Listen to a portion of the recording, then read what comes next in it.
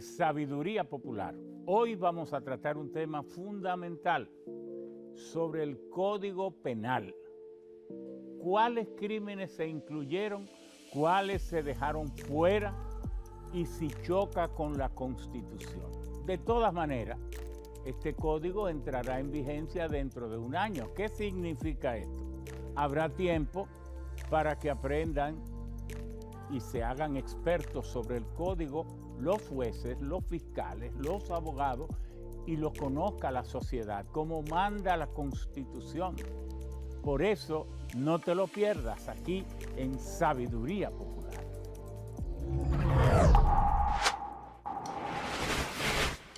Bienvenidos a Sabiduría Popular, el espacio donde el conocimiento, la historia y la cultura se entrelazan para entender el presente. En esta entrega de Sabiduría Popular abordamos un debate que divide opiniones: Código Penal, solución o discordia. Una discusión que busca entender si las reformas propuestas serán la respuesta a los problemas jurídicos del país o una fuente de nuevos conflictos. Para analizarlo, nos acompañan voces con experiencia y autoridad.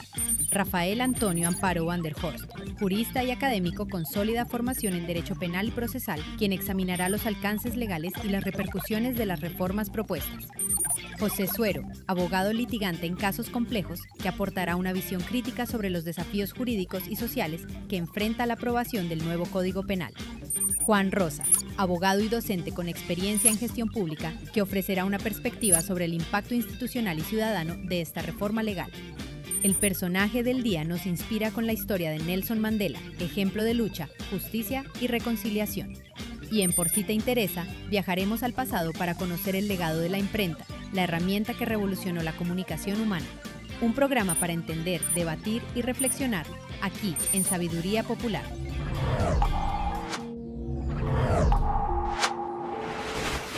Saludos amigos de Sabiduría Popular. El comentario de hoy no puede ser más beneficioso para el gobierno si al escucharlo lo toman en su verdadera dimensión propositiva. Nos referimos a que si por no haberse aprobado la reforma fiscal se sigue arrastrando un déficit que ya en República Dominicana, en este gobierno, en esta administración, anda por el 3% o algo más del Producto Interno Bruto. Es un déficit muy alto que afecta las inversiones que debería realizarse en el país para seguir ampliando las infraestructuras viales, la educación, para tener un servicio de salud gratis y de alta calidad, para crear empresas, porque ¿quién dice cómo vamos a dar empleo, a llevar prosperidad a la provincia, por ejemplo, de Elías Piña o Dajabón o a Monteplata, que está allí a 50, 60 kilómetros del Distrito Nacional, del centro del poder? ¿Cómo vamos a llevarle prosperidad a esa gente? El gobierno no puede darle empleo a todo el mundo. Entonces hay que crear empresas generadoras de riqueza, como es natural, como está haciendo China, como está haciendo Singapur, como está haciendo Corea, como está haciendo todas las naciones que hoy señalamos como las más exitosas del mundo. ¿Cómo vamos a llevarle prosperidad a esos ciudadanos que tienen derecho a tener un ingreso si no le establecemos proyectos generadores de riqueza en sus vecindades? Pero esperando a un empresario privado que vaya y la velocidad, el interés de los empresarios es el mismo interés que tiene el gobierno de dar respuesta a esas poblaciones. No, porque entonces, si nunca aparecen esos empresarios, entonces esas poblaciones se quedarán huérfanas, sin la gente tener dónde ganarse dignamente, generando riqueza, ingresos. Por eso es que la gran diferencia entre la mentalidad, entre la filosofía de un desarrollo rápido. China logró en 30 años salir de una sociedad feudal a una sociedad espacial. Y nosotros estamos obligados a darle respuesta a nuestra gente. Entonces el gobierno, si no puede, porque no tenga recursos ahora, con un déficit, dejó pasar la reforma fiscal, sintió que la presión era demasiado, entonces dijo, bueno, pero ¿por qué yo me voy a echar todo esto encima si yo acabo de ganar unas elecciones? Dejémosle esto a los otros, pero ¿cuáles son los otros? Si no tiene todo eso, entonces vamos a atender ese reclamo del sector empresarial. Manuel Estrella dijo delante del señor presidente en una invitación que él le hiciera para escucharlo, que solo en Santiago hay 1.700 proyectos parados por falta de permisos. ¿Permisos de quién? De los ministerios. Por falta de que se cumplan las leyes de incentivos. ¿Incentivos cuáles? Fiscales y de diferentes naturalezas. Entonces, si la inversión oficial no puede fluir por las razones que hemos mencionado, pues que fluya la privada, eso tiene sentido. Por eso dijimos al principio que ojalá esto se escuche como una oferta de gran oportunidad para el gobierno, nuestro gobierno. Si yo no puedo invertir con la rapidez que reclama las necesidades del país y para que la economía no se estanque, siga creciendo, entonces ayudemos al sector privado. ¿Cómo? Facilitándole los permisos.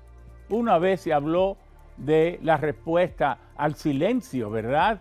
Es decir, que cualquier proyecto que se presente debidamente, que cumpla con los requisitos, si no se les da la respuesta que las instituciones, los ministerios deben darle en un tiempo prudente, pues se considera ya como autorizado, como aprobado en su registro y debe empezar. Entonces, tomemos eso en cuenta.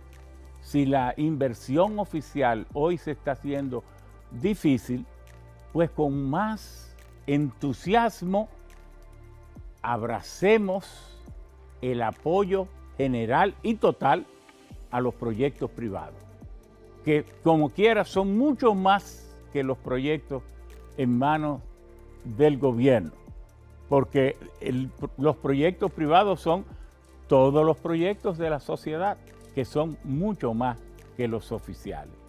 Les dejamos esta recomendación, esta propuesta. Muchas gracias.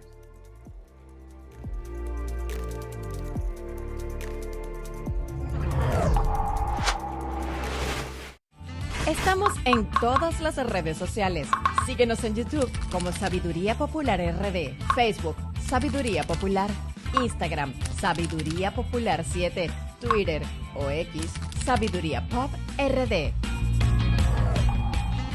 Hoy en Sabiduría Popular nos acompaña un panel con la experiencia y el criterio necesario para analizar el tema: Código Penal, solución o discordia. Rafael Antonio Amparo Van der Horst, jurista y académico especializado en Derecho Penal y Procesal, aportará una mirada técnica sobre los alcances y vacíos del proyecto.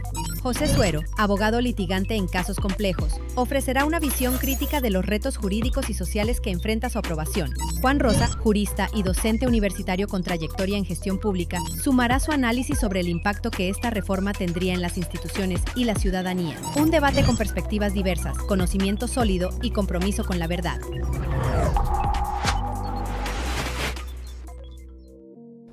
Así como Justiniano en el Imperio Bizantino, primero Constantino,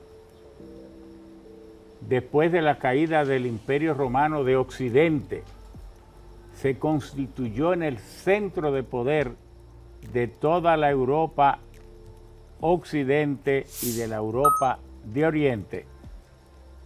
Asimismo, luego, la llegada de Napoleón Bonaparte al poder lo fue modulando todo, porque las huellas de Napoleón, que llegó a ser el emperador 2 veces, en un hecho histórico casi irrepetible, pero Napoleón cambió las ciencias, estableció las bases de la ciencia, de los sistemas de medida. Incluso cuando Napoleón se vio privado del azúcar de caña, porque ya el Imperio Británico había tomado control de todas las islas del Caribe, que eran las productoras de azúcar, de una gran parte del azúcar, entonces Napoleón convocó la Fundación y la Academia de Ciencias de Francia y los conminó: búsquenme otra fuente para producir azúcar y antes de 2 años yo quiero una fábrica de azúcar aquí.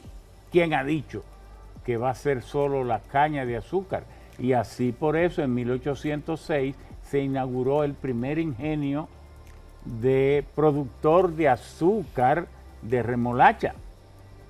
Pero Napoleón lo cambió todo, asimismo hizo los códigos, y ese código penal que nos llega a nosotros en parte de la misma España, pero luego al ser parte de Haití y obtener nosotros como una anomalía histórica, prácticamente de las pocas naciones de América, o tal vez la única que no obtuvo su independencia de España, de Europa, sino de su vecino de Haití.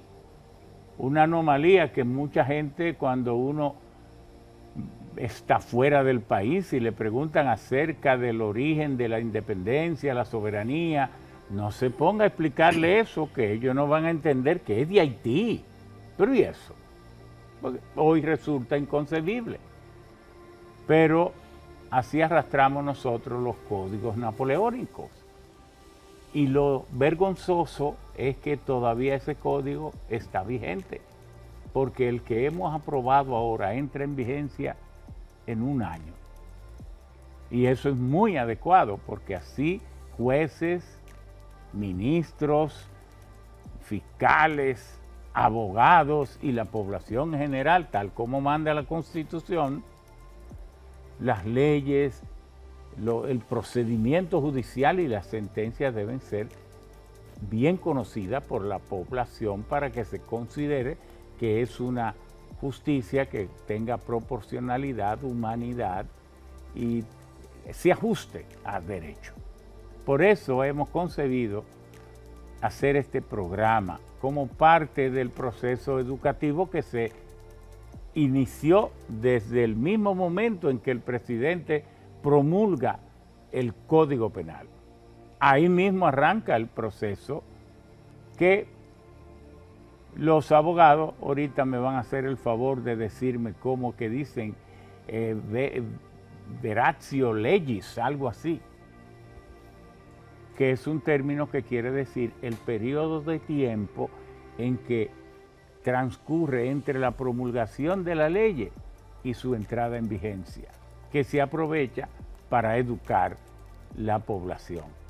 Entonces vamos a empezar por una persona que fue fiscal, para que nos diga cuáles son sus consideraciones, Juan Rosa, del Código Penal, que muchos con pena lo han recibido y otros con cierta alegría y algunos con una buena reflexión. Por ejemplo, el comunicado de Finjus dice que es un código que moderniza, que va a introducir una serie de crímenes. Imagínense que el feminicidio no pueda ser juzgado adecuadamente y condenado y castigado porque no está tipificado, pero el sicariato tampoco. Es decir, y una serie de crímenes cibernéticos vinculados a las nuevas tecnologías que obviamente el país necesitaba un nuevo código. Pero ¿es este el código que estábamos esperando? Bien, Ramón. Eso, como tú bien has dicho, la sociedad está dividida en un sector que apoya el actual código, otro sector se opone y lo critica incluso, hasta ya pudimos ver que ese código ya fue promulgado por el presidente Luis Abinader. En cuanto a la creación del código, yo he estado siempre opinando sobre la conveniencia o no del mismo, sobre lo que le hace falta al código, la inobservancia que se dejó. Incluso yo he planteado, con excusa del Congreso, le he dicho que este Congreso no estaba en capacidad de producir un código penal. Y me refiero precisamente a que nosotros elaboramos el Código Procesal Penal y en ese entonces no fue el Congreso quien lo elaboró. Lo elaboramos los distintos sectores que intervinimos en ese proceso. O sea, los abogados, los jueces, los fiscales, los sectores, asociaciones de distintas índoles, elaboramos ese Código Procesal Penal. Ese Código Procesal Penal trabajó la misma Embajada Americana a través de la USAID, trabajó el PARME, que era una institución que manejaba los fondos europeos, y destinaron cuantiosos recursos para dar a conocer, para elaborar el código, para apoyar el código y luego enviarlo a las cámaras legislativas. En este proceso también una gran participación se obtuvo de las distintas universidades. Incluso los salones de todas las universidades fueron centros de capacitación para los actores principales de este proceso. Entonces nosotros trabajamos en eso. A mí mismo me tocó la transferencia de los pensos de las distintas universidades, hacer ese traslado de un código napoleónico, de un código inquisitivo, hacia un código garantista. Me tocó hacer varias modificaciones en este aspecto. O sea, entonces ahora yo soy un crítico ferviente, como bien lo conoce todo el mundo, todas las personas que me conocen y que he participado que además con ellos. Usted está muy activo en las redes y en los medios de comunicación, y usted es uno de los abogados que más hace oír su voz. Sí, entonces en este aspecto, nosotros elaboramos este código y cuando lo dábamos ya terminado, incluso, oigan bien lo que muchos abogados no lo conocen, para esta modificación de este código, para este traspaso de ese código, asistió aquí a nuestro país el padre del derecho procesal penal latinoamericana y anglosajón. Asistió aquí, asistido por una gran figura jurídica, así que yo lo califico, Alberto Binder. Son los padres del derecho procesal penal Latinoamérica y anglosajón. Y asistimos a las distintas universidades y centros y allí recibimos todas las capacitaciones necesarias. Para este código. Para el procesal penal. Para el procesal. Entonces, pero lo que quiero explicar es cómo surge el Código Procesal Penal extra Congreso. O sea, no nos adherimos del Congreso, sino participaba también el Congreso en distintas áreas. ¿Qué sucede? Cuando nosotros terminamos el Código Procesal Penal, lo traspasamos a los órganos jurídicos, al Poder Legislativo. El Poder Legislativo ya estaba ya previo aprobado y conoció el código y se aprobó. Ahí tenemos un gran avance. Pero ¿qué sucede ahora? Y es la parte crítica mía, de que este código se queda solamente en el Congreso. Entonces esa es la parte que yo critico. ¿Pero el Congreso negó la participación o fue que esos actores que fueron tan solícitos en el procesal penal no lo fueron ahora, y entonces el Congreso se tuvo que dedicar a la tarea de hacerlo ellos mismos por falta de una mayor colaboración? ¿No pudiera parecerle a usted así? Sí, Ramón, cuando tú dices por falta, déjamelo ahí, por falta de gerencia. En este código esa falta fue gerencia. ¿De acuerdo? Es porque usted, cuando va a elaborar un proyecto, usted elabora un protocolo. Entonces, la falta de protocolo para evacuar este código no se realizó, se quedó solo en el Congreso. Imagínate la conformación intelectual de ese Congreso. Y el año que tenemos ahora por de delante. vacación legal. Sí. Sí, esto es muy importante. Nosotros también en el código hubo, pero no un año, hubo varios años, que yo no estoy de acuerdo con un año. Yo creo que hace falta más años, porque yo he planteado, no sé si te lo envié a ti también, de que se necesita la... Yo estoy seguro que me lo enviaste, pero tú me envías tantas cosas que me excusa alguna, yo no alcanzo a leerlas todas. Sí, hay una serie de amigos de nosotros, por Claro. ejemplo, el compañero y amigo Antoliano Peralta, Sí. que también me dice eso mismo. Entonces, en este aspecto, yo creo una gerencia. La falta de gerencia faltó mucho en este proceso. Sí, penal. pero vamos a ser prácticos. En este código, Sí. lo aprueba primero, viene del Senado, va a la Cámara de... No, pero eso tenía años ahí. Solo por el tema de las causales, el Sí, código tenía años, porque el código hay que verlo en dos partes. Lo que más problemas causó y dilaciones a la aprobación, el código fue hasta aprobado y fue observado, ha sido el tema de las 3 causales. Sí, sí. En un hecho sin precedentes. ¿Por qué? Porque a la mujer se le ha querido y se le ha cosificado. Sí, ¿Por qué? indiscutiblemente. Pero ella es la que tiene derecho, ella es la que tiene su vientre, ella es la que tiene sus órganos reproductores. Entonces, ¿cómo puede ser a un ser universal? Porque los derechos de los seres humanos son universales. Entonces, a mí me gusta hablar con franqueza. El mundo tiene 8.300 millones de seres humanos. La concepción cristiana del derecho a la vida tiene toda la razón y el derecho de tenerla, y yo soy cristiano. Pero usted no puede apoderarse de la verdad absoluta, porque es usted quien está diciendo que hay un solo Dios, que ese Dios lo invitó a usted, pero es usted que lo está diciendo. Claro. Pero no lo están diciendo los 8.300 Claro, millones de seres que habitan el planeta.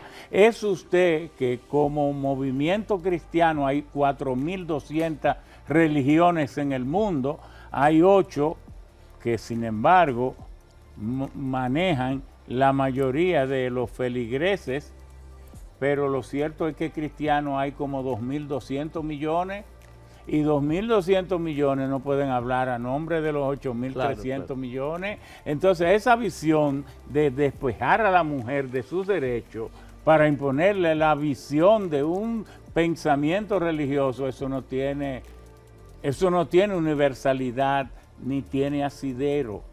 Entonces yo creo que se han quedado muy cortos los ecuménicos, que en eso dejaron de ser ecuménicos, que le han impuesto a las mujeres.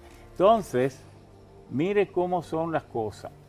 Este país, hace 40 años, en todas las estadísticas se decía que era eminentemente católico, que el 95% de las personas era católica. Hoy, cuando usted entra a fuentes como CIA Fatbook, y todas estas, la Británica, las Pasacalpe, los grandes centros, la Meta, ahí, todas esas fuentes del conocimiento dicen que en República Dominicana, por ejemplo, el catolicismo ya es solo el 43%, el 43%, y que ha avanzado mucho las iglesias evangélicas. Sí, ¿Qué quiero decir con todo esto? Que nadie puede, cuando se trata de derechos universales del ser humano, abrogarse el derecho de tener la verdad absoluta, y menos para despojar de derecho a un ciudadano, a un ser humano como es la mujer, y entonces convertirlo en una cosa, como en un pequeño robot. Usted, ese muchacho, aunque haya sido por una violación, por un incesto, aunque sea usted lo tiene que parir obligado. Sí. Pero ¿y esto? Entonces, por eso fue la mayor cantidad de veces que el código tuvo problemas, pero entonces hay otros problemas, ¿no? Otras inclusiones, porque hay una serie de crímenes que la sociedad ha ido evolucionando y no estaban incluidos. Sí, por eso le explico precisamente eso. Entonces, que cuando te expresé que la sociedad estaba dividida, no solamente la sociedad dominicana, la sociedad en el mundo, con respecto a las mismas tres causales. ¿De acuerdo? A las mismas tres causales. Entonces, en estas tres causales ha sido el motivo por lo cual ha sido sometido varias veces al Ejecutivo.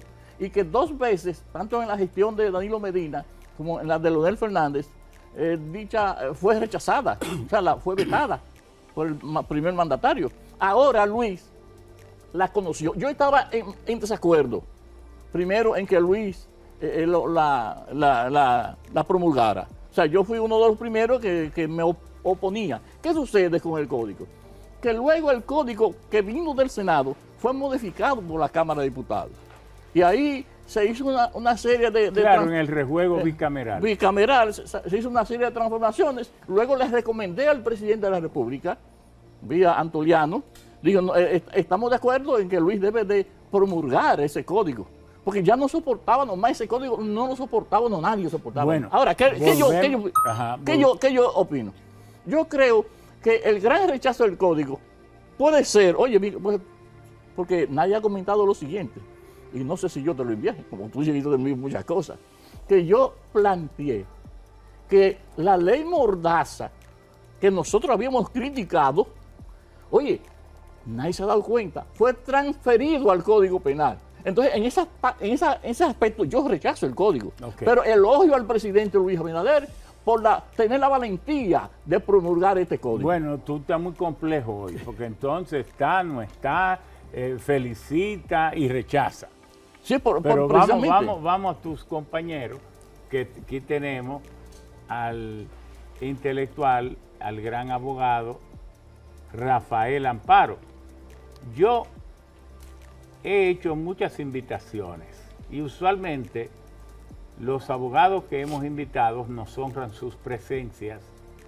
Son los abogados cuyos bufetes están en el tope del derecho dominicano, pero yo dije, pero y la mayoría de los abogados de República Dominicana llenos de talento están en bufetes tan cotizados. Y entonces ustedes verán cómo personas que no han tenido tanta presencia en los medios, entonces han tenido poca presencia en los medios, pero tienen un inmenso talento. Y este es el caso que nos permitimos nosotros presentar a estas 3 personalidades que hoy nos honran con acompañarnos. Adelante, doctor Amparo. ¿Cuál es su juicio del código? Sí, pues, antes de hablar del código nuevo, lo ideal sería remontarnos a de dónde venimos. Venimos de un código del año 1884 que con ligeras modificaciones en 141 años de existencia no se le había dado la importancia que ello merecía. Los 479 artículos que contiene el código actual vigente han sufrido mutilaciones, unos han sido extirpados de la faz del código, otros simplemente modificados, pero finalmente de ese código han salido leyes que han beneficiado a la sociedad, o sea, modificaciones. La ley 2497, que es una ley especialmente para favorecer la mujer. Tenemos la ley 224 sobre el régimen penitenciario, parido de ese código viejo. Tenemos la ley que es 550, que ese fue derogado de manera total. Asimismo, la ley 168 sobre drogas narcóticas, que luego se modificara por la ley 50, par de 8, eso es una extracción directa de ese código, que no todo era malo, aunque después vemos que la 5307 nos habla sobre el famoso, los crímenes de alta tecnología, que eso se estaba sancionando. pero no como una ley especial. Ahora sí se va a sancionar. El nuevo Código Penal tiene como novedad que lo que llamamos lavado de activos y que antes era parte del código, ahora será una ley especial, o por lo menos hay una sanción más severa, aunque soy de lo que creo que la sanción más grande no es la que hace que el crimen o hecho no se cometa, sino el cumplimiento de la pena que pueda ser impuesto. Aquí hay sentencias, ¿cuáles sentencias a 30 años se le ha dado cumplimiento? Bueno, la de Plinio Mato Moquete, que era una situación política, la de los hermanos... ¿Él duró 30 años? Sí, sí. ¿Lo cumplió a los 30? Sí. Dios mío. La de los hermanos, la del caso del niño Yemas Aybar, porque era un choque de trenes, había apellidos de aquí para allá y había apellidos de allá para acá, se encontraron en un punto medio.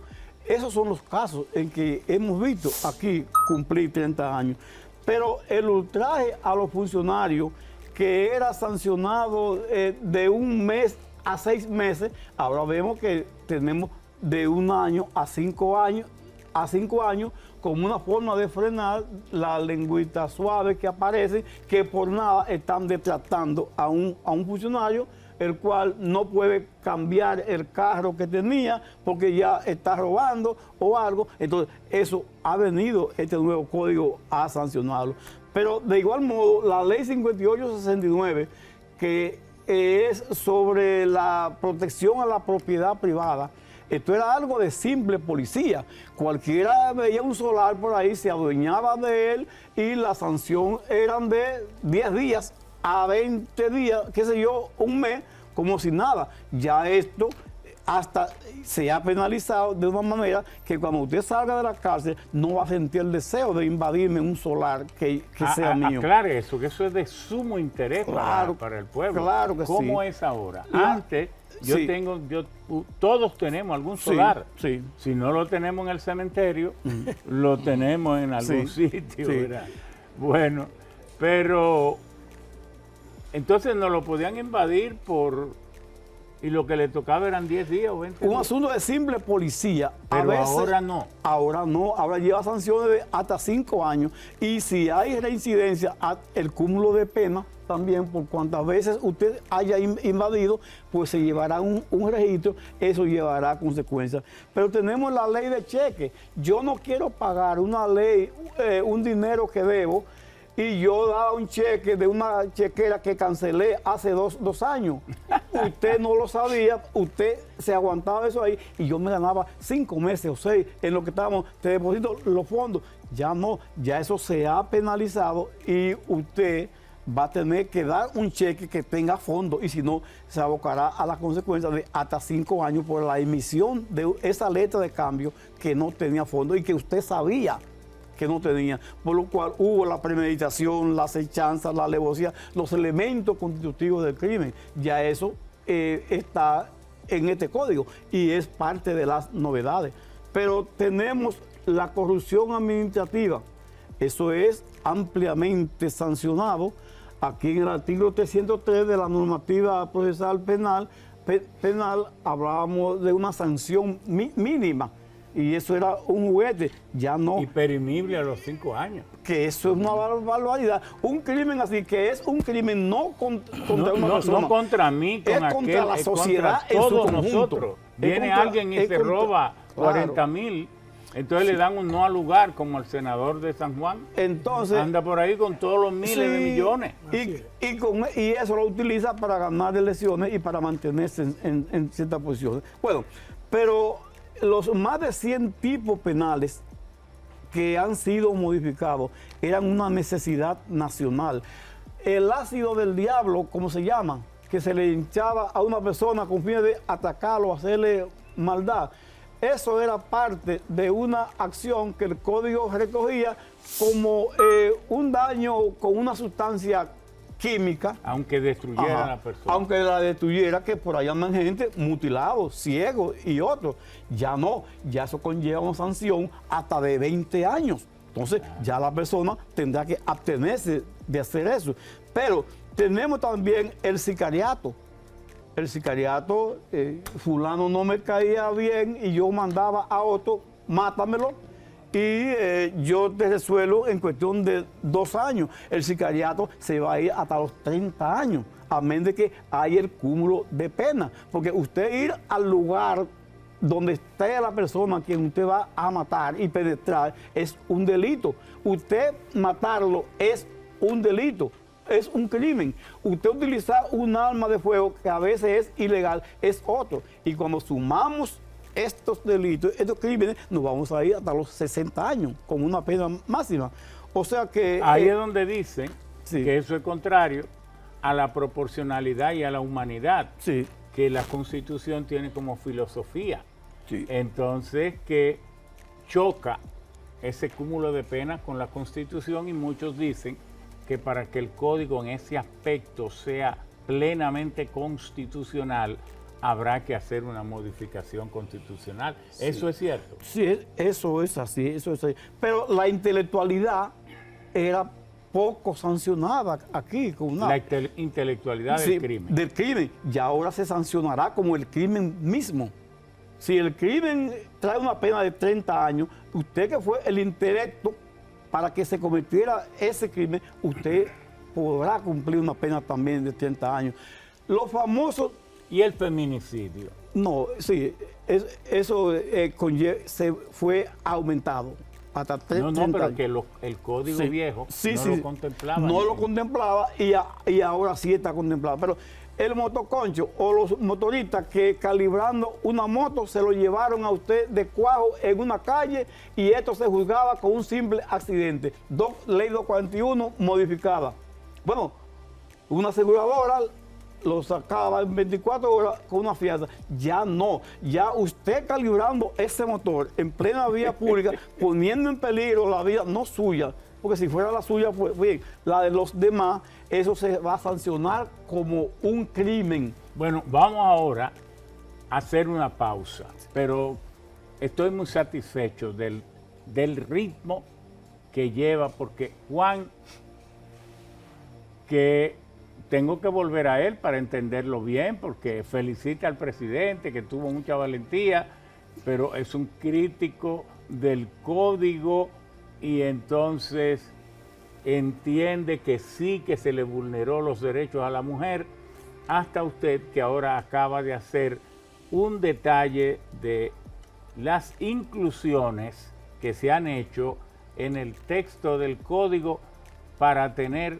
una sociedad más equilibrada desde el punto de vista de que una justicia administrada a destiempo, tardía, una justicia mutilada, y ojalá entonces que se culmine con lo que usted lamentaba, con que las penas que se le cantan a cada persona, que se le determinan en los tribunales, sean cumplidas, porque usted me asustó y me dijo hasta de memoria los 3 casos en que aquí alguien ha cumplido 30 años. Porque los otros, hasta los que mataron a las Mirabal, aprovecharon el proceso de la revolución y se fueron todos. Porque esta es una sociedad que a veces yo pienso que nosotros como que no tenemos el sentido de la justicia bien concebido. ¿Cómo puede ser que una persona que se roba todo del Estado, entonces anda en la sociedad por ahí, don fulano de tal y don mengano, o que cometió tantos crímenes, entonces muere en su cama, porque nadie se ocupa de él? Digo, el principio cristiano del perdón, pero es en las cosas que sean perdonables, porque entonces usted lo que está diciendo es, cualquiera puede hacer lo que quiera, y luego con el recurso de que hay que perdonar, entonces hasta nos olvidamos de eso. Así no puede ser, porque entonces en las sociedades donde no hay consecuencias, es una sociedad donde nadie teme nada. Vamos a la pausa.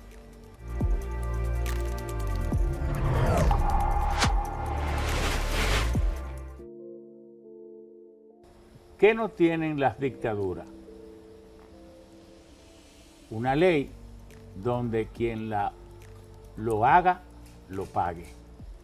Pero sin miramiento, sin tener criminales favoritos, que deben tener las democracias, la seguridad de que quien viole los derechos de las personas o los derechos colectivos debe ser sancionado, porque solo así la gente se siente segura. Vamos a pedirle al doctor José Suero, licenciado en Derecho, abogado litigante, profesor de universidades, que nos dé su visión sobre el Código Penal aprobado recientemente y en torno al cual vamos a tener un año para prepararnos y hacernos expertos en su contenido. Así es. Muchas gracias, ingeniero. Yo me siento satisfecho con el nuevo código. ¿Por qué le digo que me siento satisfecho? Porque todavía nosotros estamos subiendo a los tribunales con un código procesal que data no solamente de 1884, sino que es un código que arrastra la ley de las 12 tablas antes de Cristo. Si usted visualiza, la ley de las 12 tablas la ley de las 12 tablas antes de Cristo. La de Moisés. Así es. Pero ¿cuál de las dos? Porque Moisés bajó con una y cuando él vio el ídolo Apis que había construido el pueblo judío con todas las joyas y todas estas cosas, entonces lo rompió. Luego, ¿cuándo volvieron a haber 12? ¿O fue que la compusieron? No, lo que pasa es que Roma, el derecho romano, y está dentro de lo que es el código romano en las universidades que todavía están en los pensos, se da el derecho romano, y era la ley, era lo que regulaba, era lo que es el código penal que nosotros hoy en día tenemos. Desde ahí se desprende las leyes y las justicias que se ejercen en nuestro país. Venimos arrasando, arrastrando un código desde, no solamente de 1884, como lo dije, sino desde esa ley. Pero consigo, duró... Sí, las 12 tablas fueron 1488 años antes de Cristo. Antes de Cristo. Claro, 1500 años antes de Cristo. Así es. Esa fue la época en que existió Moisés, cuando él escribió el Pentateuco, los 5 libros principales de la Biblia del Viejo Testamento. Entonces, por esa es mi satisfacción, en virtud de que tenemos que abocarnos a vivir acorde al imperio de los tiempos. Nuestro presidente dio un paso trascendental. No es menos cierto que el código se encontraba con una sub y baja en las distintas cámaras por el asunto de las causales, que duró, si mal no recuerdo, 27 años. ¿Pero por qué? Porque es lo que usted decía, ilustre, ingeniero, siempre brillante. Muchas gracias. Las damas tienen un derecho que ahora mismo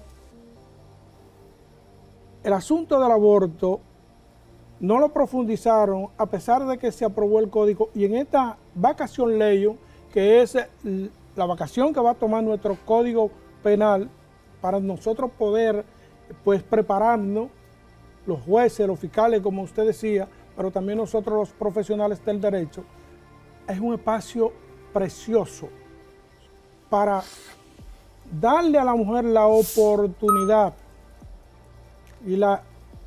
de que ella pueda participar y hacer una nueva ley que tenga que ver con el aborto. Pero que ella tenga una participación masiva, porque no es menos cierto que nosotros, a pesar de que podemos ponernos una toga y tomar decisiones, ellas son dueñas de su cuerpo. Y yo estoy enteramente... Y no solo del cuerpo, porque también eso sigue cosificando a la mujer. Ella es dueña espiritualmente de la esencia de su vida, lo que implica su racionalidad y su trascendencia. Es que no se le puede ver a la mujer solo como titular de derecho porque tenga un vientre. Exacto. Es que ella tiene emociones, ella tiene pasiones, ella tiene sensibilidad, ella tiene lo más trascendente, ilusiones, fantasías sobre lo que ella quiere ser, y quiere que sea su vida. Entonces, no puede venir nadie, ninguna escuela de pensamiento, ninguna religión, a imponerle y decirle, no, ese vagabundo que vino y violó a esa muchacha, no, eso tiene que parirlo. No. Porque, ¿cuál es el balance hoy en torno al aborto? Mire, búsquelo ahí en internet. Hay 194 naciones, países. Bueno, 189 lo permiten. Exacto. En unos lo permiten con mucha libertad, en otros muy sujeto a que se prueben las 3 causales. Pero ¿cuáles son los únicos 6 donde está totalmente prohibido?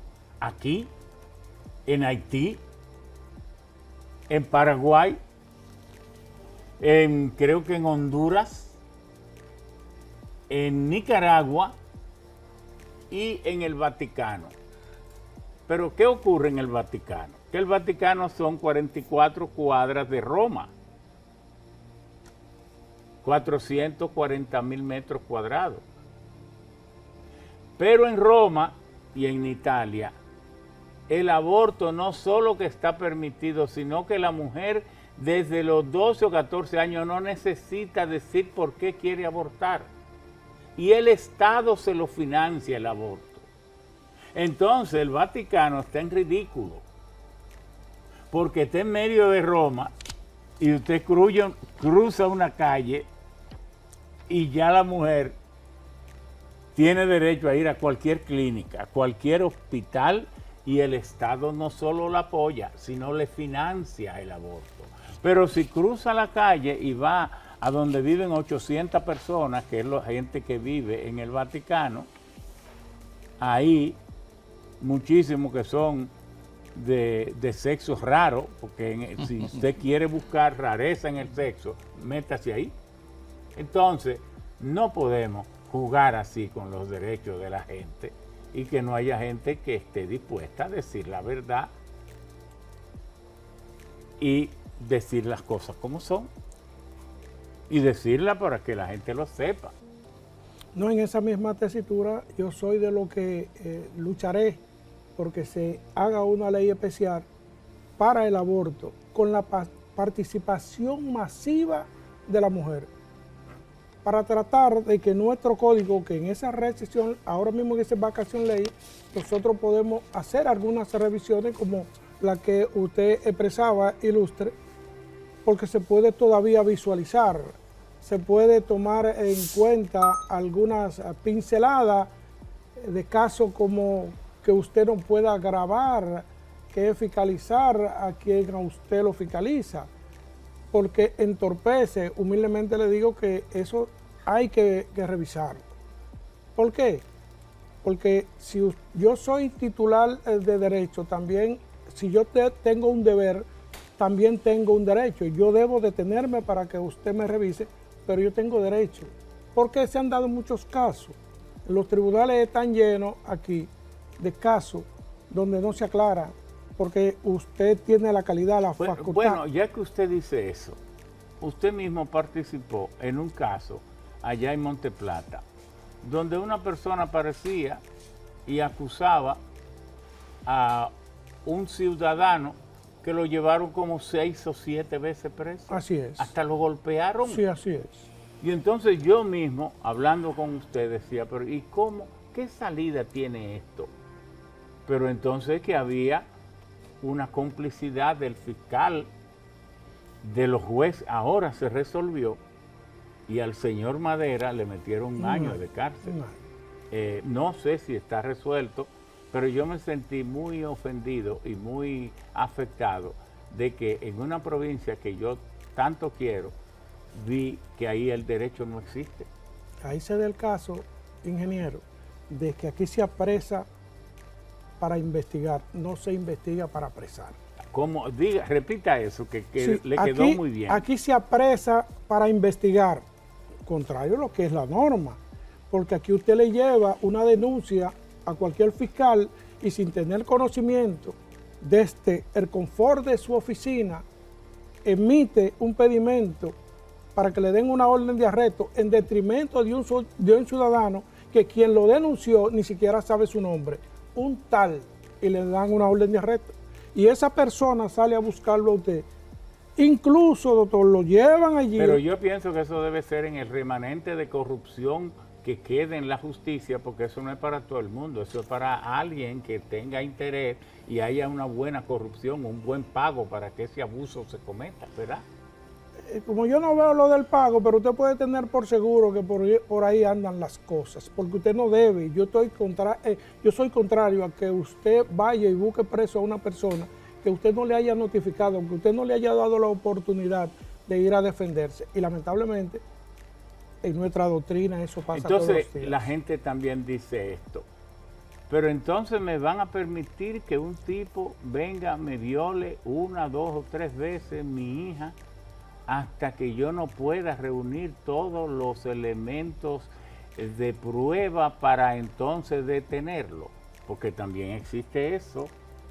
Es decir, tal vez el sistema que apresa para investigar no sea todo lo deseable, pero tampoco yo viví en Estados Unidos, estudiaba allá, y yo vi un caso de una señora, una familia que vivía cerca de nosotros, donde eso daba pena, como por no poder reunir los elementos de juicio, de prueba. De prueba del delito. Del delito, a la jovencita la maltrataron y la violaron varias veces y no apareció un fiscal porque no existían esos elementos. Entonces, ¿estamos a merced de qué? Resuélvame eso también. Ingeniero, ahí entra la llamada mora judicial. En los Estados Unidos hay una acción en contra de Ramón Albuquerque, por ejemplo. Ellos no tienen prisa. No me coja a mí de ejemplo. Bueno, Juan Pérez, le cogieron atrás y duran 2 años o 3. Y Juan Pérez no lo sabe. Cuando tienen todo, agarran a Juan Pérez, lo sientan ahí. Y dicen, mira, aquí está esto. Dime. Y esto. Eso hace que un juicio se celebre rápido. Aquí no. Aquí a Juan Pérez lo querellaron, lo hicieron preso, lo tiraron por todas partes y salen a buscar la prueba y duran 18 meses buscando. Por eso en la operación Calamar ahora vi que desligaron como a 30 personas que estaban involucradas de que porque no le encontraron prueba. Pero el daño está hecho. Moral, ya las redes, la prensa, o el dinero ya se lo robaron. La población se hizo eco de que esa persona era tal cosa. Pero la justicia lo descargó y ¿quién le devuelve? ¿Quién vuelve a volver? ¿Quién le devuelve ese tiempo perdido? Le restaura la credibilidad perdida, la seriedad tal vez bien ganada, si ya la sociedad lo condenó y los tribunales lo descargaron. Bueno, volvemos, Juan, a lo que especifícanos mejor en qué tú estás en contra del código. Sí, con respecto a qué yo considero que debe ser modificado. Mira, hay que revisar, bueno, hay un acápite en el código que habla sobre la discriminación. Ese aspecto ahí, en este año de vacaciones que va a tener el código, hay que analizarlo muy bien, porque no especifica muy bien y es hasta peligro. Incluso yo considero que aquí intervinieron hasta organismos como la ONU o cualquier otra institución que protege la presencia haitiana en nuestro país. Entonces, esto es un aspecto que hay que analizarlo muy bien, aunque muchos abogados no quieren tocarlo, pero tiene que ser llamado a análisis. ¿Por qué? Porque precisamente, que mira, toleran la presencia Ramón, haitiana. tú fuiste presidente del Senado y no sé si en tu gestión te pudiste ver, si fue que sucedió, de que hay leyes que son introducidas. Entonces en esas leyes te presentan recuérdate como en los contratos que dicen la parte Letra chiquita. letra chiquita para que nadie lo lea. Entonces yo creo que hay injerencia de organismos internacionales con esa letra chiquita que tú mismo expresas. Entonces eso hay que analizarlo muy bien. Ahora bien, en el aspecto general, Yo me la leo toda. Por eso, Sí. cuando sometieron, que fue en mi mandato, en mi presidencia, el contrato de Aerodón, que lo sometió Leonel Fernández, yo le hice unos estudios yo mismo y le hice 36 modificaciones que cuando se la llevaron el senador que tenía Leonel, que nada más tenía uno, y otros senadores, no le quedó otro camino que incorporar las 36 modificaciones que le hicimos al contrato, y por eso el contrato se aprobó con una adenda que modifica totalmente al contrato madre. Aquí necesitamos mucha adenda. Hay que leerlas, usted tiene razón, hay que leer las letras chiquitas. Mira, yo pude observar, fíjate que yo pude observar, había de la clase jurídica y de la población, había una tremenda alegría cuando se introduce en las cámaras la ley de trata de personas. Lo leyeron, elogiaron la trata de personas, de que hubo un incremento de las sanciones contra los que realizan la trata, el victimario. De que, bueno, y que no, que ya le aumentaron la pena. Cuando yo me pongo a analizar la ley, había esa parte chiquita que tú dices, que decía, el que es víctima de trata, oye lo siguiente, o sea, aumentaron la pena, ¿verdad? Para los que realizan trata de personas, los que trafican, por ejemplo, los que trafican haitianos, que aquí lo único que se trafica haitianos, en algunos países se trafica por muy poco, ¿verdad? De otra. Cuando yo me pongo a leer esa ley de trata, que ya todo el mundo la da como aprobada, la suerte es que al presidente yo le mando todo, y él de uno me lee. Le envío mi recomendación. El presidente, usted no se da cuenta. No, y lo hagan como yo me oponía. Te opone. Y yo no.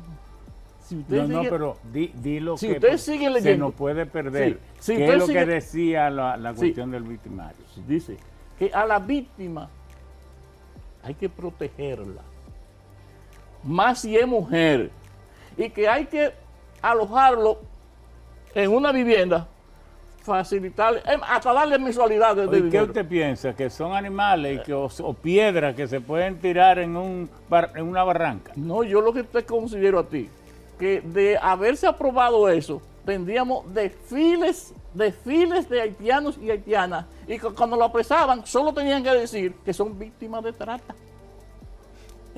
Y tú vas a contener una invasión haitiana, Bueno, que pero cuando lleguen una al cosa- país te van a decir que tú eres víctima de trata. Sí, pero una cosa es que ellos traten de invocar que son víctimas de trata, y otra cosa es que el que juzga su alegato lo acepte o no.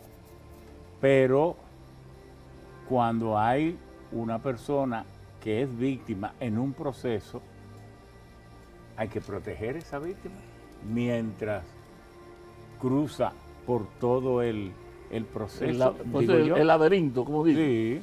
Ramón, eso es sumamente peligroso. Incluso eso mismo fue vetado por el presidente. Porque, oye, Ramón, es peligroso que aquí te lleguen camiones de haitianos y dicen Sí, trata. eso es peligroso, Ah, eso es peligroso. Ahí pero- está en juego la soberanía Sí, nacional. está bien, pero Pero yo ahí digo- está la soberanía nacional y está el sistema económico del pero país. que como tú en una ley o en la realidad tú puedes dejar de proteger las personas que necesitan protección, porque la protección la necesita el ser humano siempre que está indefenso por ser humano. Sí, pero recuerda que nuestro país es sui generis. Aquí tú le das cabida a un haitiano y te Bueno. llena el país. Incluso tú ves esa frontera, tú ves el desfile de haitianos. Sí, entonces, está bien. entonces, esa parte hay que corregirla. Ahora, en sentido general, y es por lo cual yo felicito al presidente, Esta ley que tiene 27 años en el Congreso, tiene 27 años. Ningún otro presidente se atrevió, como podemos llamarle así, a promulgarla. La valentía del presidente se realizó, se dio esa valentía del presidente promulgando esta ley. Ahora bien, ¿qué debemos de hacer? Ya está aprobada, es una ley, es un código, es un nuevo código penal, de avance tecnológico, un gran código, aunque, recuerda, aunque con sombras y con la oscuridad. Entonces, en este aspecto, este año, debemos todos los sectores, y más el Congreso y los organismos, hay que divulgar el código. Recuerda como nosotros divulgamos el Código Procesal Penal, que el Congreso emitió miles de códigos procesal penal. Las universidades también. Recuerda estas instituciones que existía la modernización del Estado, que hizo un gran trabajo conjuntamente Aura Celeste. Yo lo que sé, porque vamos ahora a otra pausa, es que si ustedes no se modernizan en su pensamiento, acuérdense que les están pasando los años a ustedes, que ustedes son brillantes abogados, pero que si no se aprenden bien el código, no van a seguir siendo tan brillantes en las nuevas causas que vengan. Entonces, nos quedamos atrás. Pónganse a estudiar, pongámonos a estudiar todo ahora, porque ¿quiénes van a hacer ahora al código un instrumento excelente de armonía social? Nosotros, si lo estudiamos bien, los jueces si lo aplican bien, y el Ministerio Público si cumple su rol. ¿O esa es otra manera? Indiscutiblemente. No, es así. Bueno, entonces llegamos a otra de las pausas y vamos a hacerla con mucha satisfacción. Estamos avanzando adecuadamente. ¿Y qué buscamos nosotros? Buscamos que ya se dé inicio al proceso de estudio en todas las universidades, las facultades de Derecho, los centros de estudios, el Colegio Dominicano de Abogados de la República Dominicana, las asociaciones de juristas por especialidades, también tienen que ponerse a estudiarlo. Sí. ¿Qué contiene sobre los tribunales de niñas, niños y adolescentes? ¿Qué contiene la parte del narcotráfico? Todo esto para que la sociedad dominicana se empodere de este código, y ya que está promulgado, nos olvidemos de que si me gustó esto o no. ¿Por qué? ¿Y cuál va a ser la ley en que a mí me guste todo y a cada uno nos guste todo? No, eso no va a ser posible, porque la ley perfecta no existe, pero la ley perfeccionable sí existe. Entonces, sin omitir nunca que ese código no está en nada si no resolvemos el tema de las tres causales. Vamos a la segunda pausa para entrar al tercer segmento de pienso que será el primer programa de televisión donde tres abogados de alto nivel, de alta gama, den el inicio a la exégesis, al análisis profundo en las intríngulis del Código Penal, el código que nos da un año para conocerlo.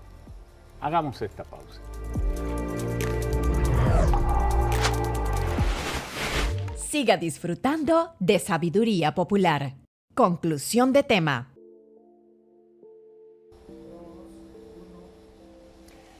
Aquí en Sabiduría Popular nos vemos obligados a tocar un tema, aunque no esté propiamente del código. Es el tema de la ley de alquileres.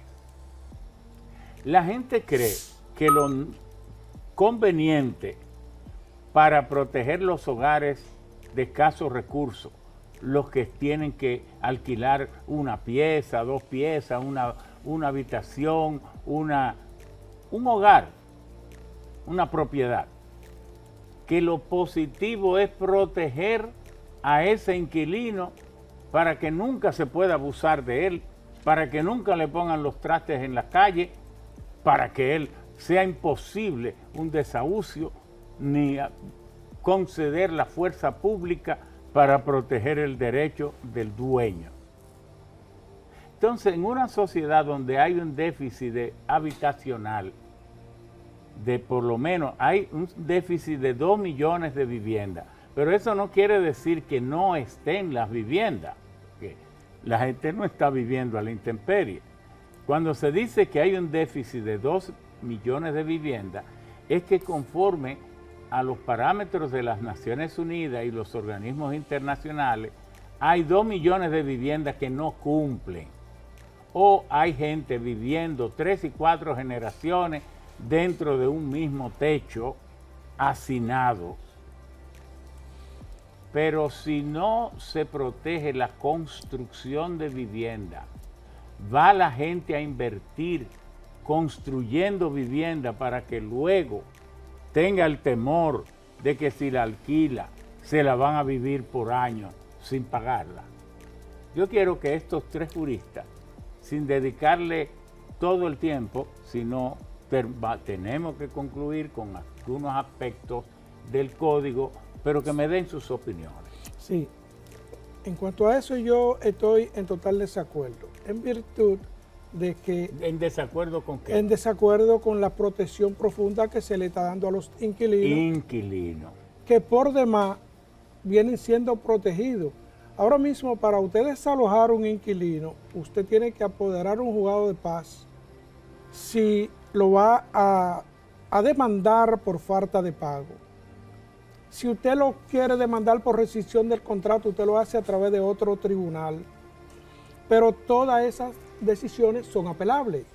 Lo que trae como consecuencia que en el camino de primera instancia a la Corte, a Suprema Corte de Justicia, e incluso a una protección adicional que yo busco. Y tiene que ir eso a la Suprema Corte de Justicia. Sí, porque un simple acto de negocio. Así es, su señoría, porque la sentencia que evacúa el tribunal, la misma tiene la calidad de ser apelada.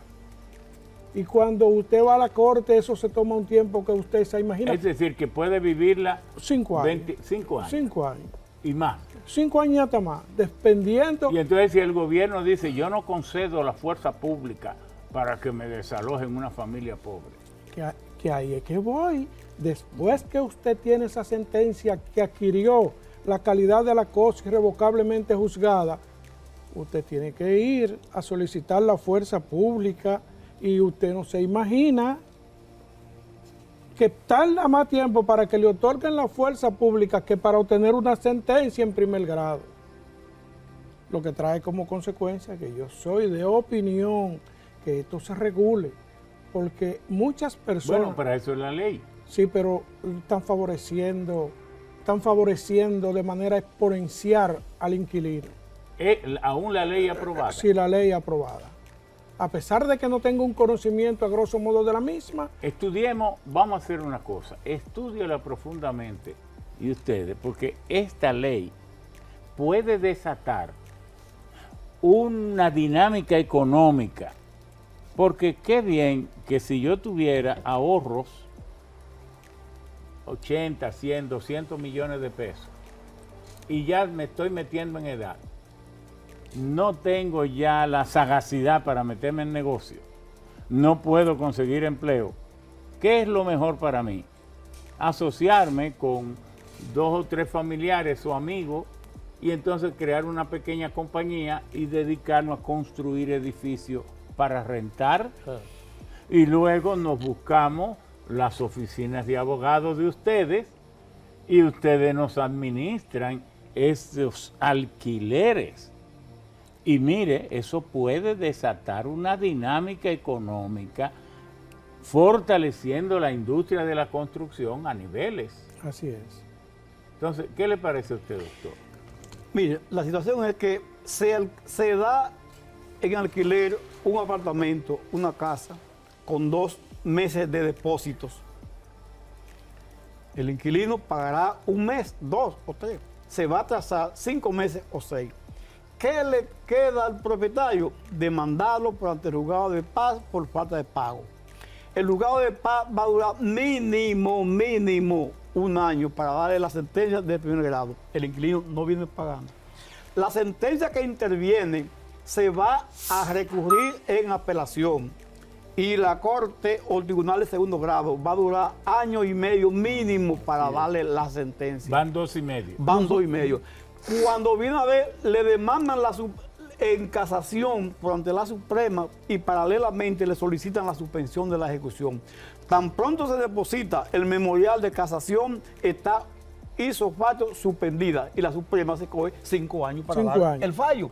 Cuando la Suprema falla, ya van 7 años u 8 y en el último caso va a ordenar que sí, que se desaloje, pero ya usted la vivió 8 años. Pero ¿qué pasa?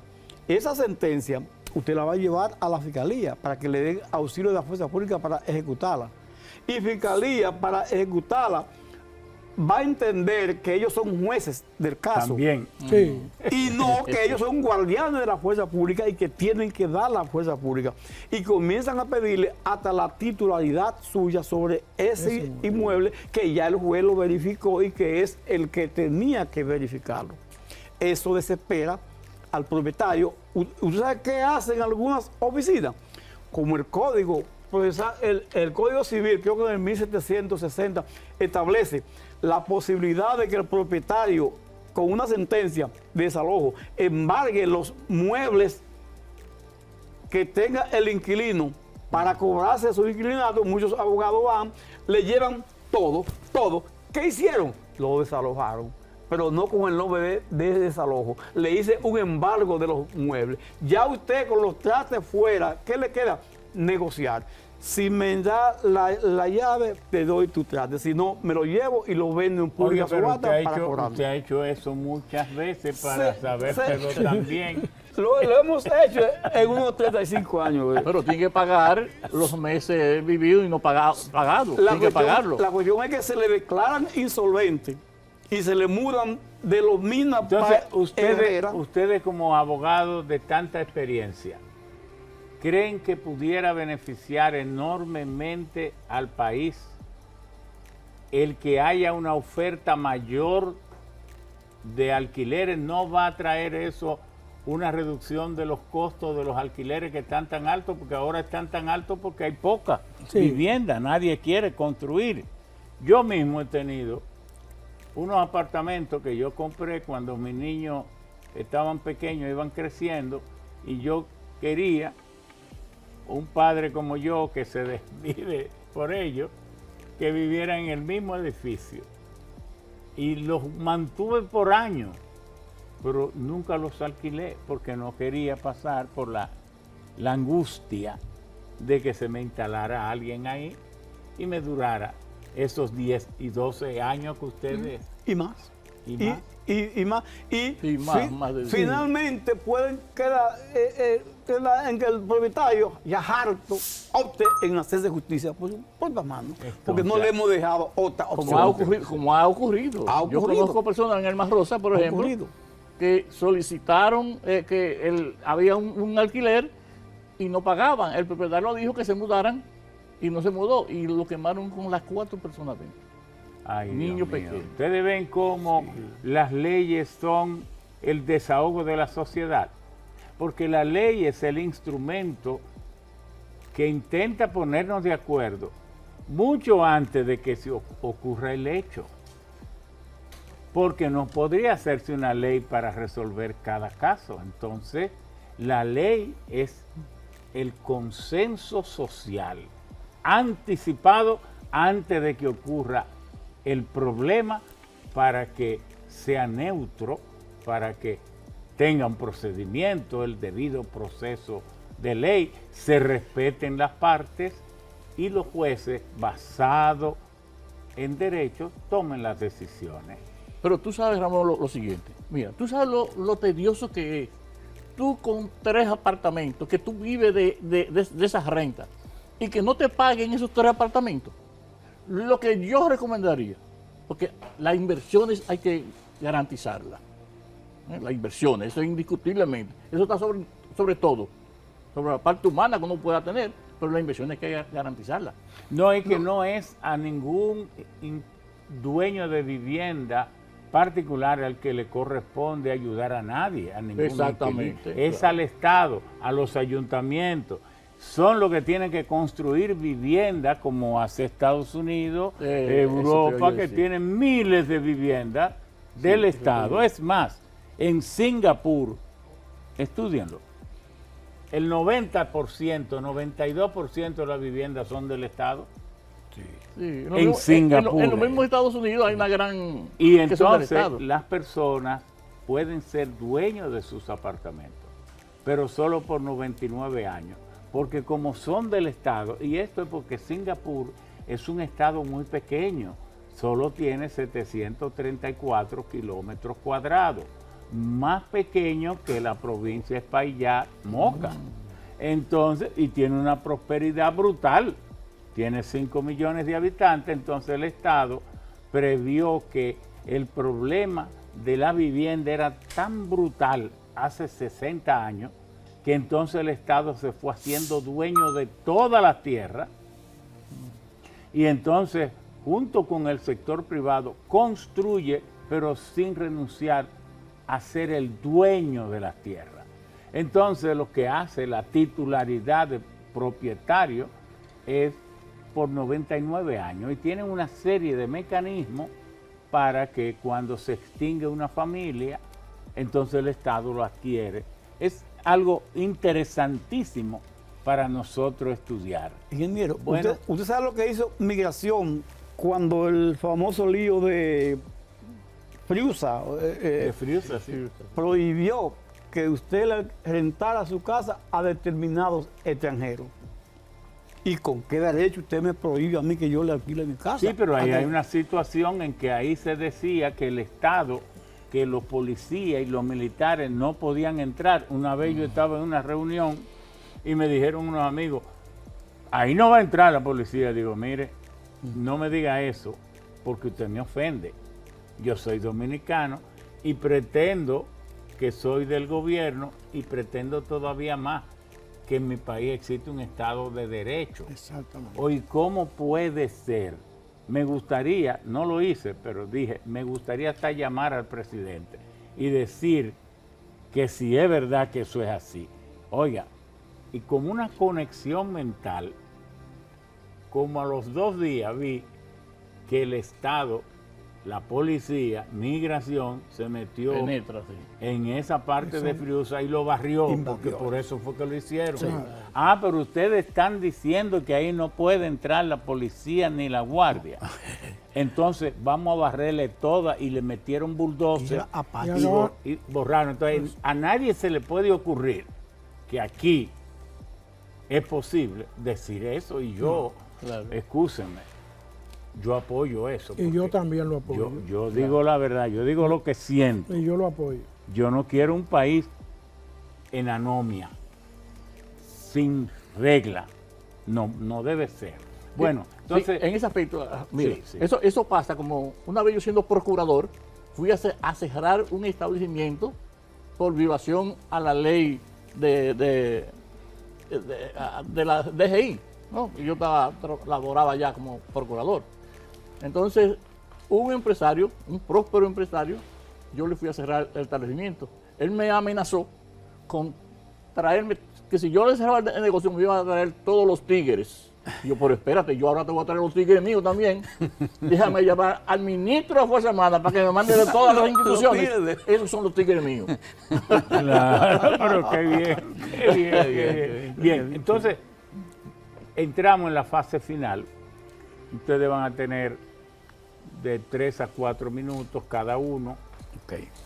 Para darnos entonces su versión, quiero que empiece el doctor Suero, que está a mi izquierda, acerca del código. Aprovechen para hacer sus recomendaciones, ya que tenemos este año. ¿Qué hacer para compensar los desbalances que tenga esta ley maestra, que es el código, que por tantos años esperamos. Así es. Mire, en esta recesión leyes yo visualizo un cúmulo de pena que desde mi humilde óptica es una cadena perpetua que me gustaría que se revisara. ¿Por qué una cadena perpetua? Porque suben la pena a 40 años. Es aplicable... Pero para que usted siga ahí mismo. Pero ¿y quién ha dicho que una persona que cometa atrocidades de que tenga que ser un derecho inalienable eso de que las penas no pasen de 30 años? Cuando hay países donde a una persona le pueden sentenciar hasta cientos de años. Porque si usted es un troglodita, usted le ha hecho tanto daño a la sociedad, a lo mejor merece que le metan 200 años más allá, porque usted lo que es un perjuicio para la sociedad. Pero entonces, analíceme eso. Sí, mire, la calidad de vida en nuestro país dice que su medio vivendi es hasta los 75 años. De 70 a 75. No, que el promedio. El promedio de vida, La 70 expectativa de vida. a 75 años. A usted se condena, después que usted es mayor de edad, a un máximo de 40 años. Pero existe un cúmulo que usted lo viene arrastrando y puede llegar hasta 60 años. Si usted teniendo 20 años para poder ser condenado al máximo de la pena y lo condenan a 60, ya usted no va a reinsertarse en la sociedad. Ya usted va a morir en una cárcel. Entonces, en ese punto es que yo quisiera que el legislador visualice o desaparece la reinserción o nos entregamos a grosso modo a lo que es la cadena perpetua, porque al que le ponen 60 años, le reitero, es casi seguro que tiene una cadena perpetua. Otro punto que yo quiero tocar, que ahorita hice mención del mismo y sigo haciendo énfasis, es que yo quisiera que se haga una ley especial con respecto al aborto para que la mujer, no solo de nuestro país, porque es un derecho universal, ella pueda tomar una decisión sabia, profunda, y que la misma pueda vivir contenta acorde al imperio de los tiempos. Yo le voy a hacer una pregunta. ¿Usted cree que en el 99% de las mujeres, un ser humano que lo entrega todo por su hijo, va a concebir de que tener un hijo para después querer abortarlo? No. Yo eso no lo veo. Tiene que haber una circunstancia. Hay que buscar una salida muy grande para que ese ser humano tan especial, dotado del amor más infinito y más puro que hay en la tierra, que se llama mujer, quiera de que destruir su propio amor. Cuando de lo que uno ve prueba es que la mujer pasa más allá de lo racional en el amor a su hijo.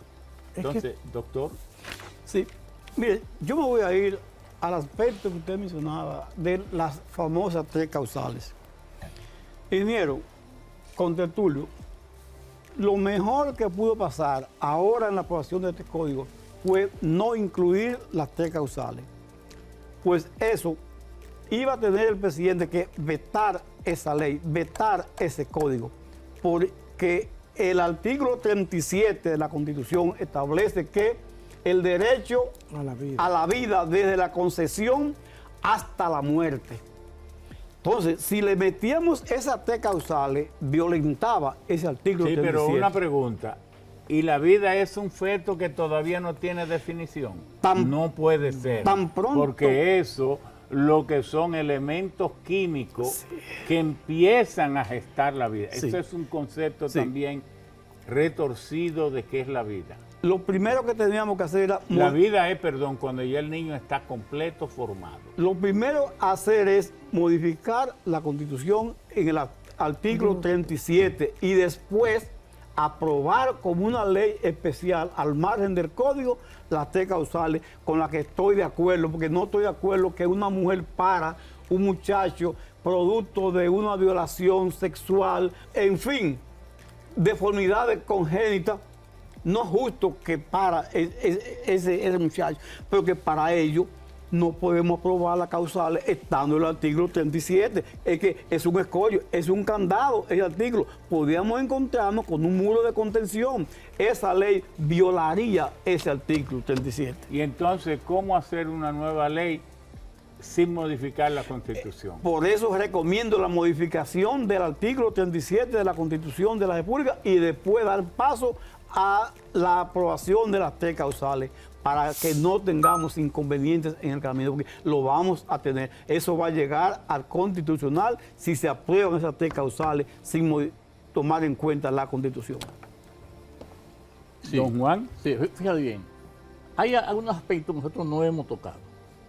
Yo quiero hacer hincapié en una cosa, en la divulgación del Código Penal, que se divulgue, que se difunda y que se integre a toda la sociedad. A los abogados hay que entregarle su código, a los actores del código, del Código Penal, hay que imprimir y facilitarle. Pero hay otro aspecto que yo quisiera hacer hincapié, y en la corrupción.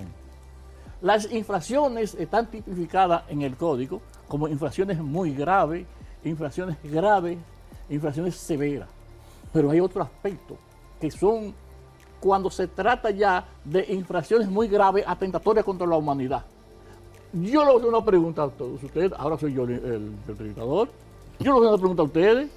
Oye, la corrupción no es un atentado contra la humanidad. Entonces, lo que sugiero es que ese acápite ahí, la corrupción sea llevada a grave en contra de la humanidad, pero oye, tú ves a todo el mundo No lo callado. es ahora. No lo es ahora.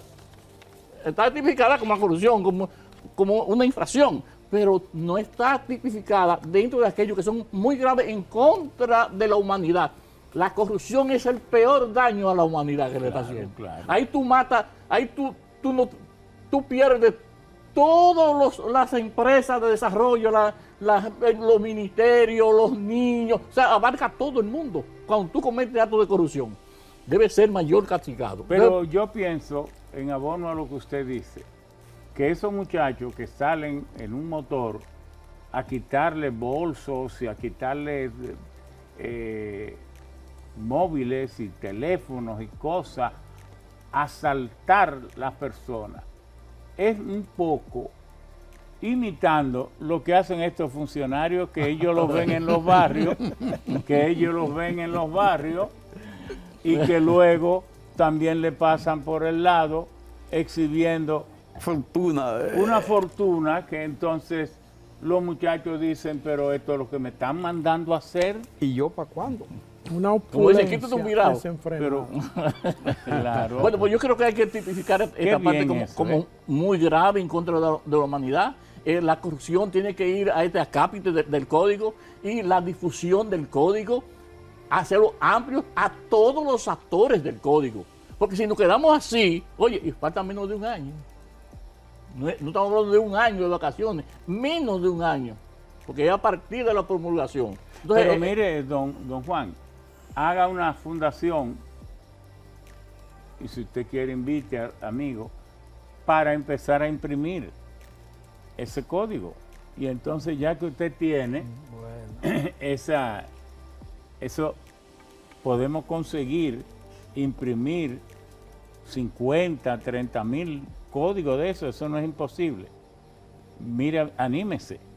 No, yo voy a requerir del compañero y amigo, su amigo, que lo quiere mucho y lo estima, Luis Abinader, de que instruya a las instituciones estas divulgaciones. A usted le está pasando es nuestro amigo, entonces, que destinen recursos primero al Congreso, porque recuerda que el Congreso que tiene esa parte. No, el Congreso tiene suficientes, oiga, recursos. Perdón, cuando yo fui presidente del Senado, en 1998, yo llego y llamo a Parisito Goico, que era el secretario general, le digo, tráeme la nómina para firmar y que la gente cobre temprano. Me dice, ¿cuál nómina? Porque esa nómina donde se manda con un mensajero es al Palacio. Digo yo, espérese. Me dice, no, aquí nunca en la historia del Congreso En el Congreso nunca ha habido personería jurídica. Ay, Dios mío. Nunca en la vida El primer ha manejado presupuesto. Todo se manda al Palacio y los cheques de los senadores y de los empleados los mandan de allá. Entonces ahí nos ponemos nosotros y hicimos aprobar la Ley de Independencia Administrativa, Presupuestaria y Financiera del Congreso Nacional. Del Congreso, Y las dos entonces cámaras. incluimos ahí, claro, del Congreso. Entonces incluimos ahí, a petición de Milagro, al Poder Judicial y también a la Junta Central Electoral. Están oyendo, ciudadanos. Fuimos nosotros los que le dimos la independencia real, financiera, administrativa y presupuestaria. Por eso fuimos nosotros, como presidente del Senado, que nombramos el primer gerente financiero del Senado, el primer contable y el primer director de recursos humanos, y firmó el primer cheque en la historia de la República cuando el Senado se independizó. Pero además, debo informarle que ningún senador había tenido oficina nunca en el Senado, solo el presidente y el vicepresidente, y luego existía la oficina de los bloques. Y si un partido tenía 15 senadores en una sola oficina de 40 metros cuadrados, estaban los 15 senadores con su maletincito y 2 secretarias. Y fuimos nosotros que le hicimos a cada senador una oficina, le pusimos una secretaria, le pusimos una computadora por primera vez. Es decir, nosotros, sin egocentrismo, creamos lo que se llama el Congreso Nacional. Eso era un achicadero de burro. Eso era el Congreso. Eso se lo voy a mandar a un amigo tuyo también, eso que tú acabas de expresar. ¿Tú sabes a quién se lo voy a enviar? A Ricardo de los Santos. Sí, Ricardo, nosotros somos... Bueno, pensamos que hemos dado el primer paso en el proceso educativo del Código Penal. Dio mucha lucha. El propio Pacheco reconoció públicamente que en un momento de mucho cansancio dijo unas expresiones sobre la esposa, la primera dama, que ya no tiene sentido recordar, y que en cierta forma pidió excusa. Buscaba, desde luego, que el presidente no rechazara, no observara el proyecto de ley. La ley 7425, creo que es. Así es. 7425, de manera que celebremos todo el Código Penal, pero nos queda ese trabajo pendiente. La mujer no es una cosa, ni siquiera la mujer es un vientre, nada más. La mujer es un ser divino, terrenal, sagrado, que tiene fantasía, ilusiones, racionalidad y que tiene una vida. Y es ella la que la tiene que determinar. Muchas gracias, amigos, y volveremos con otro tema de igual importancia.